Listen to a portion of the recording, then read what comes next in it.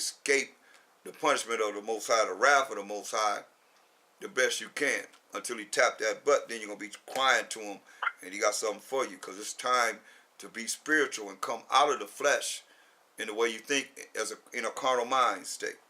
Saying all that believe were together and had all things common. See, all that believe were together and had all things common, meaning nobody lacked anything. It said, and sold their possessions and goods and parted them to all men as every man had a need. Now this is where we're supposed to be. Are we like that? No, because everybody in our world been taught to be Edomanized, and you get your own. And you make sure you have something for yourself and not for everyone or those that lack. And those that lack try and come up with plans to get over on those that have. That's why we all jacked up. Instead of being sincere and loving and caring and making sure that you do what's right according to the way the world is, of our world, I'll say, not this world, because this world is dealing with, it's like he said, it's an untoward generation going backwards, not going forward. You know, toward is going forward. Backwards is going backwards. Untoward, you're not going toward the kingdom. You're going backwards, away from the kingdom. It says, verse 44, Acts 2 and 44, and all that believed were together and had all things common, and sold their possessions and goods, and parted them to all men as every man had need. This is wisdom. And they continually daily with one accord in the temple and breaking bread from house to house did eat their meat with gladness and singleness of heart. Thinking the same way. But they were joyful. They were happy. They wasn't all sad. They were dealing with those that had, and they sold their possessions, and they laid at the apostles' feet, and distribution was made as there was a need. People have need. That's what church is supposed to be about. There's a need, and you're supposed to be able to come to the church to take care of that need. But you have to give in to get out. Little something. You know, people don't even look at the little that they could do. When you have little, you give something, then you don't give nothing you did, but you want something out of something. You expect something out of something, but you don't ever give anything. So how do you expect to get anything out? Nothing from nothing leaves nothing. You know, it says, They did eat their meat with gladness and singleness of heart, praising the Most High and the Mashak and having favor with all the people. And the Most High added to the church daily such as should be saved. See that? This what works. With Israel, they don't want to do that, because then you have people talk against helping others that don't. You ask them how well. When people talk about it's not right to be doing something to help our people, you say, what do they do for our people? Ask them what they do for their people. It got to be more than just talking to them. We got to do something. Mashak Yahushai said we're supposed to be doing something. And as you do it, and these are the ones that's going to be hid from the famine, the food shortages, when it comes. Because it's coming. You look at 2nd Ezra. Go to 2nd Ezra in the Apocrypha, 15th chapter.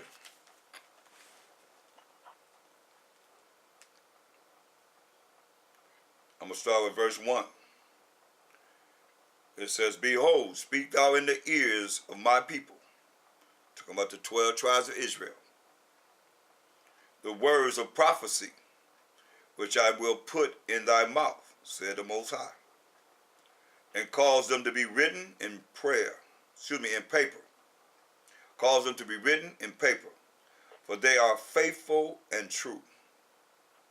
Fear not the imaginations against thee. Let not the incredulity of them trouble thee that speak against thee. So don't worry about what they say. All those that speak against you, don't worry about it, he said. For all the unfaithful shall die in their unfaithfulness. You hear that? That's why you got to be faithful. Say, for all the unfaithful shall die in their unfaithfulness. That's why you have to be faithful. You got to believe in the Most High. Say, behold, said the Most High, I will bring plagues upon the world, the sword, famine, death, and destruction. For wickedness hath exceedingly polluted the whole earth, and their hurtful works are fulfilled. All the wickedness that's on this earth. It says, therefore said the Most High, I will hold my tongue no more, as touching their wickedness, which they profanely commit, wickedly commit. Neither will I suffer them in those things in which they wickedly exercise themselves.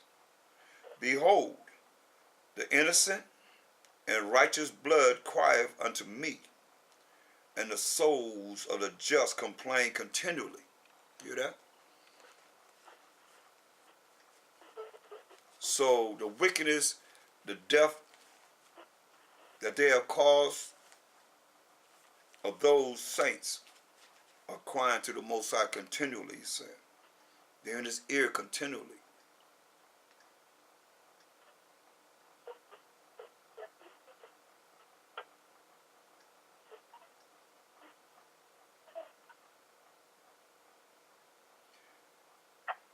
He said, verse 9, and therefore, said the Most High, I will surely avenge them, and receive unto me all the innocent blood from among them. You're going to receive all the innocent spirits from among the wicked. Say, behold, my people is led as a flock to the slaughter. Wow. Say, the 12 tribes of Israel are led as a flock to the slaughter. I will not suffer them now to dwell in the land of Egypt, but I will bring them with a mighty hand and a stretched out arm, and smite Egypt with plagues. This modern day Egypt is America. When you understand spiritually, America represent, hold that, we're going to get that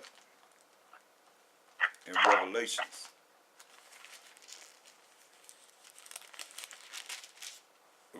Revelations 8, the 8th verse, the 11th chapter. Say, and their dead bodies shall lie in the street of the great city, which spiritually is called Sodom and Egypt. Sodom because of all the wickedness that's going on here.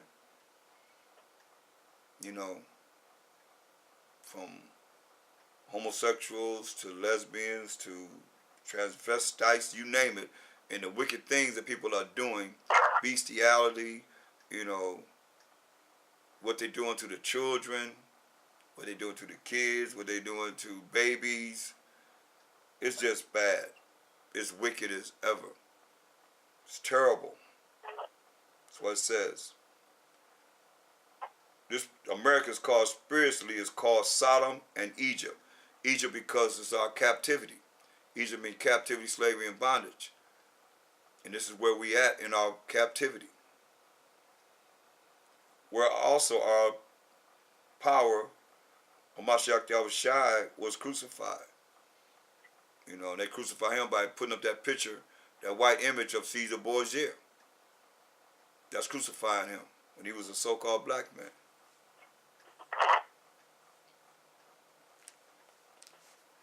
So going back, now that we know that that Egypt represents captivity, you know Deuteronomy 28:68 says, and I will bring you into Egypt again with ships.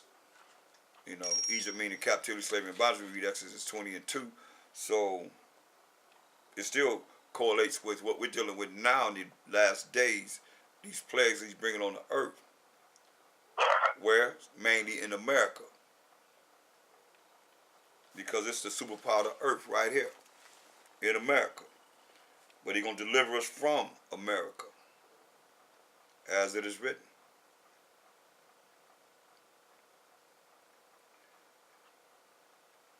It says, verse 10, 2 Ezra 15 and 10. Behold, my people is led as a flock to the slaughter. I will not suffer them now to dwell in the land of Egypt, But I will bring them with a mighty hand and a stretched out arm, and smite Egypt with plagues as before. So these plagues are coming on America. He's going to smite America as he smitten Egypt, who was in captivity under the Egyptians. That's why it says as before. He's going to bring a lot of plagues on America and will destroy all the land thereof. I mean, he said he's going to destroy all the land of America. Egypt shall mourn, and the foundation of it shall be smitten with the plague and punishment that the Most High shall bring upon it.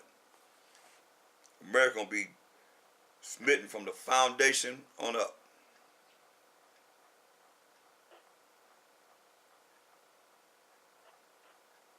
They that till the ground shall mourn. All the farmers will mourn. For their seeds shall fail through the blasting of hail and with the fearful consolation. He's going to cause this to happen, people. That's why verse 14 says, woe, means destruction to the world and them that dwell therein. Say destruction to the people that live in this world. Say, what you going to do with me now? Say destruction to them. Say woe to the world and them that dwell therein. I mean destruction to the world and them that dwell in the world. For the sword and their destruction draweth nigh. It means the sword and destruction drawing near. It's drawing near. And one people shall stand up to fight against another, and swords in their hands. It's racial wars. One people going to stand up against another with swords in their hands. Modern day sword is what? The guns. They have guns in their hands. For there shall be sedition among men and invading one another. And they shall not regard their kings, nor princes, nor any military. In the course of their actions shall stand in their own power. So people going to be operating. They're going to regard no president, no governor, no mayors, no House of Representatives, no Senate, no military. They don't regard nothing when these racial wars start. So a man shall desire to go into a city and shall not be able. You're going to be wanting to go to another city. You're not going to be able to go from city to city. It's martial law. Say what? What's going to happen to the politicians and stuff like that for the most part? What's going to happen to the politicians? Yeah. If they don't repent and come back to the truth, what do you think will happen to them? They're part of the 2/3. Most I have no respect to person. Put to death. Yeah, if they don't come back to the everybody gonna put to death if they don't come back to the truth. To the law, statutes, commandments of the Most High. People like Obama and stuff like that. Like who? Like Obama and like what's that man's name? Obama and George Bush. No, what's happening to them? They're not part of it. They're not trying to tell our people we the Israelites and we dealing with the truth. I mean, why are you concerned about them? Huh? Why are you concerned about them? I don't know what's going to happen to them. Well, I don't know what's going to happen to them. I can't say what's going to happen to nobody. I can't bring no judgment upon nobody. We don't know what's going to happen to them. You know, like I said, you know, it's in the Most High's hand. He's the one's going to bring the judgment. That's what we're reading about now. We're reading about what's going to happen. You know, we got to be, man, concerned about, I mean, you ain't saved yourself. You got to be concerned about yourself. Really, more so than worrying about them. Because the people right here, what we're reading, they say they don't care about no president, no governor, no mayor. They don't care about nobody. It's going to be, of course, they actually going to be in their own hand. You know what I mean? Their own power. With guns in their hand. Everybody's strapped. That's why they got all these concentration camps in America. Because when they try to take people's guns, they know that that's going to be a war. It's going to be a war right here in America. I was wondering, okay, whenever that happens, what should we do? You got to listen. That's what I'm going over now, brother. Was you on when I first opened the class up? Yeah, I can't get on it. Well, just listen. That's what we're dealing with now. That's what we're dealing with, because brother was saying they're going to be running in the holes, trying to hide. That's what we're dealing with. Just listen. That's why you be on time, then you'll know what time it is, you'll be knowing what's going on. It says, verse 17 says, a man shall desire to go into a city and shall not be able. That's what we're going through right now. You're going to desire to go to another city that's right next to your city, wherever you are in America, around the world. And you ain't going to be able to go to that city. So you ain't going to be able. For because of their pride, the city shall be troubled. The houses shall be destroyed. People's houses are going to be destroyed, and men shall be afraid. Because people don't fear the Most High now. But I bet you that during this time, it says men going to be afraid. So yeah, they're going to be afraid then. Oh yeah. That's a guarantee. There's a prophecy that has not happened. That when it happens, the Most High going to make sure he get the wicked.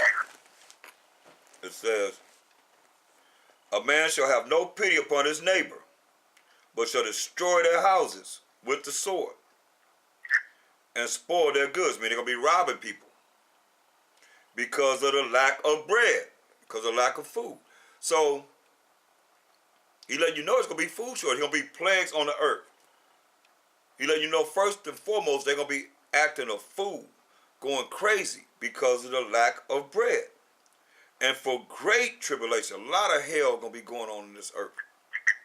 You think it's hell now, it's going to be a lot of hell. That's why we have to have a relationship with the Most High spiritually to be helped during this time.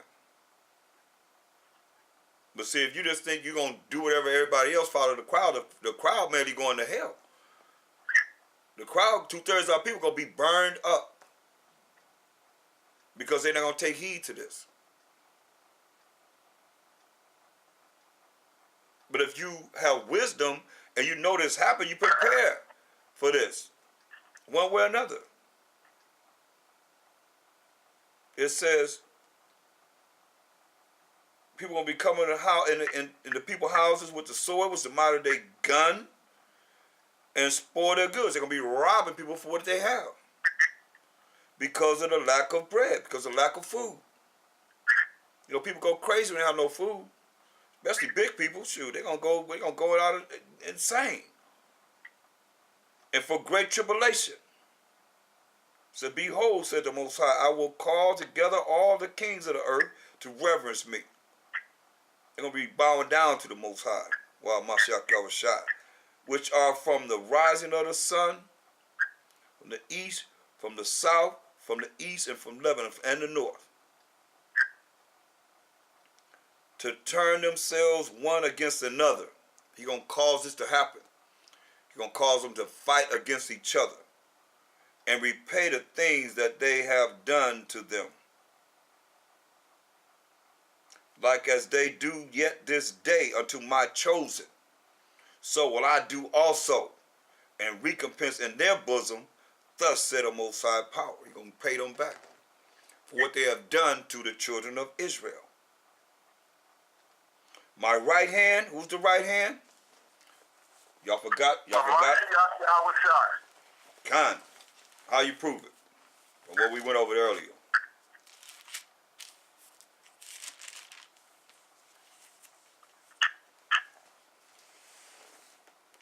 I said it twice. How you prove it? How you prove my right hand is a Mashiach Yahushua? You said it so fervently and so effectively. How you prove it? We went over it earlier. Acts 2:33.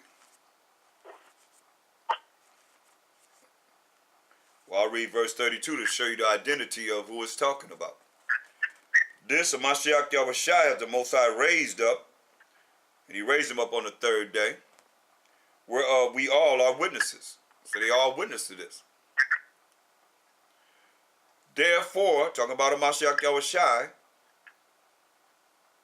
being by the right hand of the Most High exalted, there he is, and having received of the Father the promise of the Holy Spirit, he hath shed forth this which ye now see and hear. So where's Mashiach Yahushua? On the right hand of the Most High exalted. So he's letting you know. When it says here, going back to 2nd Ezra 15,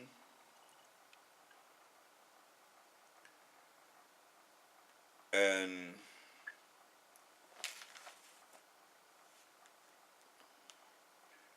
which is it? 2nd Ezra 15, 22. Say, my right hand shall not spare the sinners, and my sword shall not cease over them that shed innocent blood upon the earth. He's going to be killing people. Mashiach Yahushua was his right hand.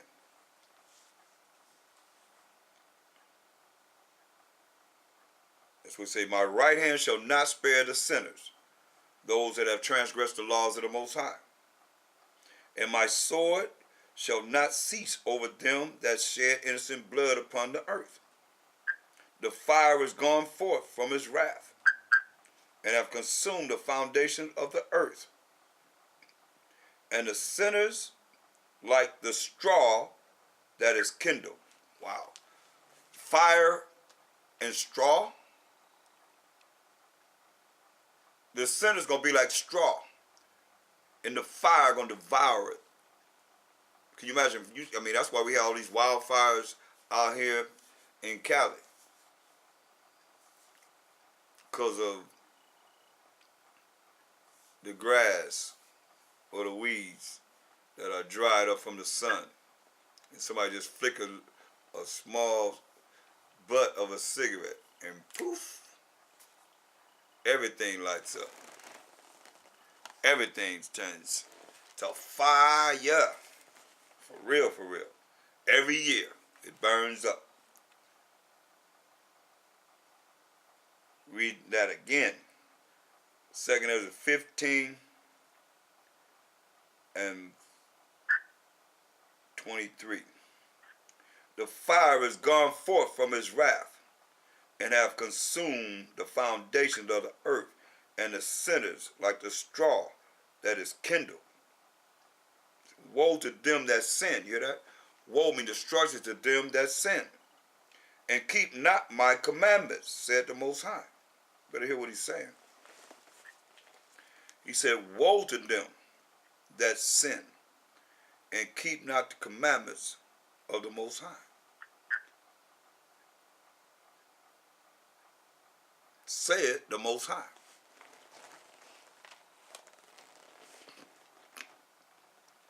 He said, I will not spare them. He said, you're not going to spare them. Go your way, be children from the power. Defile not my sanctuary. For the Most High knoweth all them that sin against him, and therefore deliver he them unto death and destruction. So you can take it lightly if you want to, because I look, a lot of people say, oh, we in hell, we under the curses, so we can't help but to do what we're doing. You better repent and ask for forgiveness of sins, things that you're doing wrong. You can't just say it's okay. It's not okay.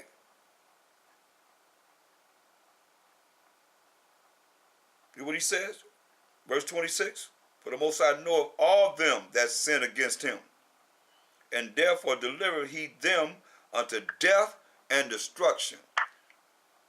See, people think they can just do whatever they want to do, and the Most High don't see them. But then when you be checked, and you look at it, okay, well, you know you did something wrong. Sometimes you do things wrong in front of everybody. And the Most High checked you, and you look at, wow, man. Better think about it. Know that you're not getting away with anything. You're not getting away with anything. None of us. That's why it says once again, for the Most High knoweth all them that sin against him, and therefore deliver he them unto death and destruction. For now are the plagues come upon the whole earth, and ye shall remain in them.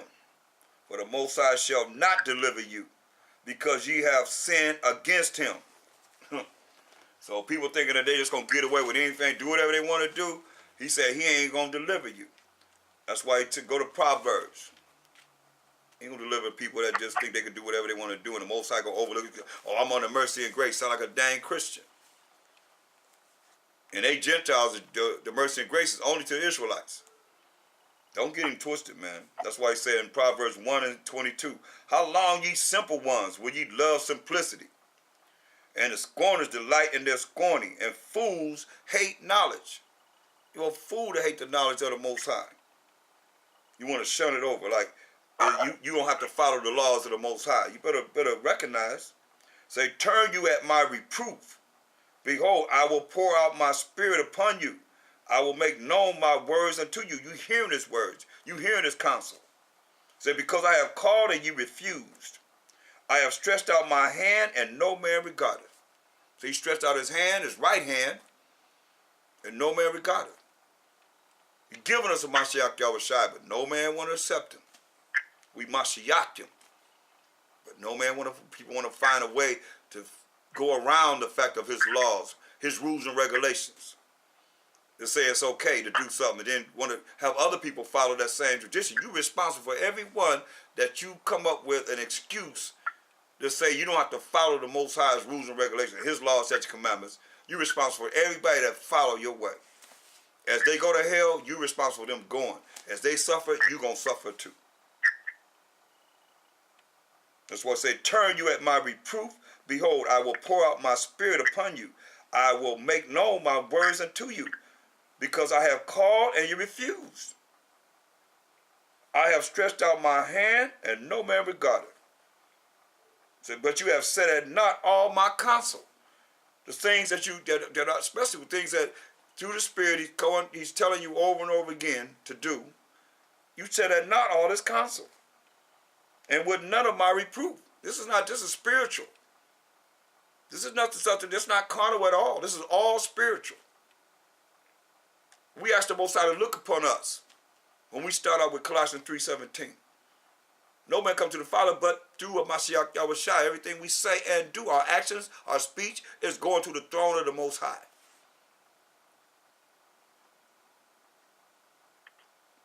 Herein and forever.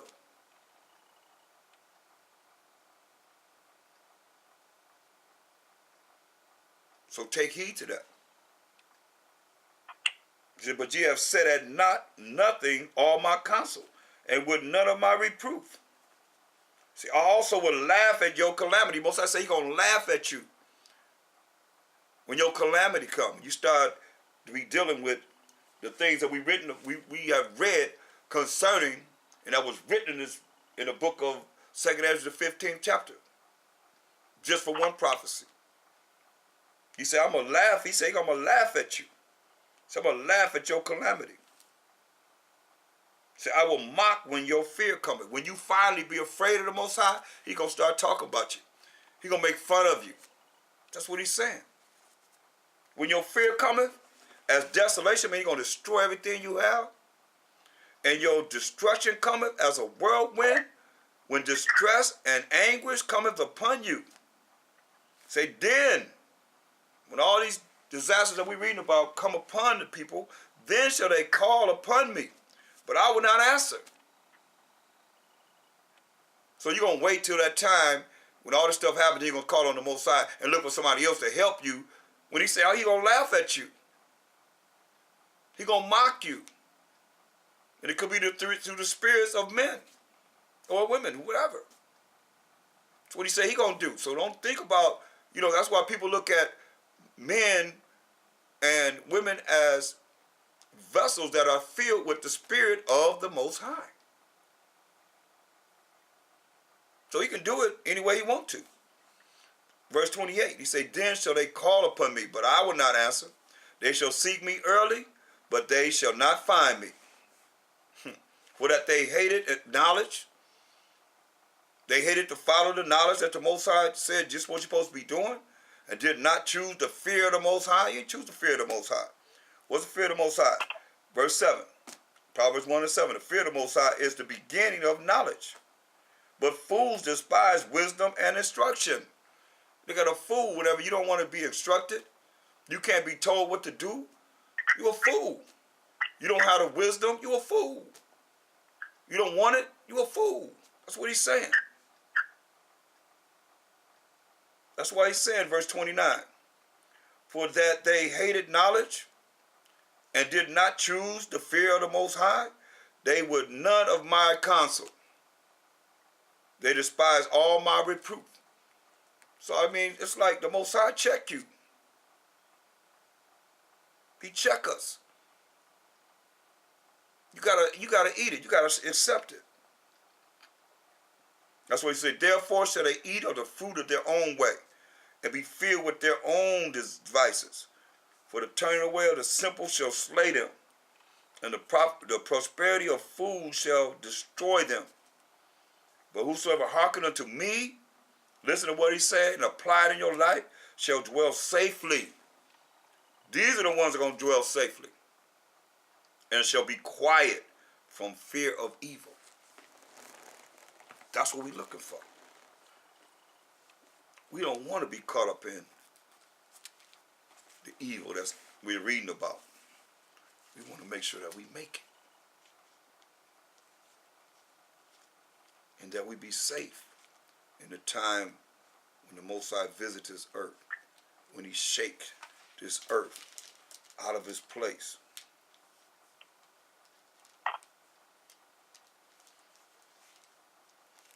Psalms 25 and 12. Psalms 25 and 12. What man is he that feareth the Most High? Him shall he teach in the way that he shall choose. A man that feareth the Most High going to show him the way that he should choose. His soul, his spirit shall dwell at ease, and his seed shall inherit the earth. The secret, something that's unknown of the Most High, is with them that fear him. And he will show them his covenant. What's his covenant? His agreement, his contract, his law.